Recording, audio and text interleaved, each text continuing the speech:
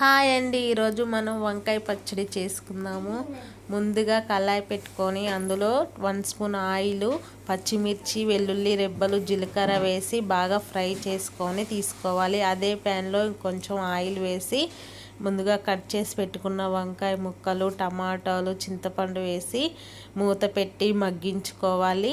అందులో కొంచెం సాల్ట్ వేసుకొని ఒకసారి కలిపి మరలా ఒక 2 మినిట్స్ మగ్గించుకోవాలి. అవి మగ్గిపోయిన తర్వాత పచ్చిమిర్చి, వెల్లుల్లి రెబ్బలు, జీలకర్ర మిశ్రమాన్ని ముందుగా ఉడికించి పెట్టిన వంకాయ ముక్కలన్నీ మిక్సీ జార్లో వేసి మిక్సీ పట్టుకోవాలి. గల్లుప్పు వేసుకోవాలండి మిక్సీ పట్టేటప్పుడు.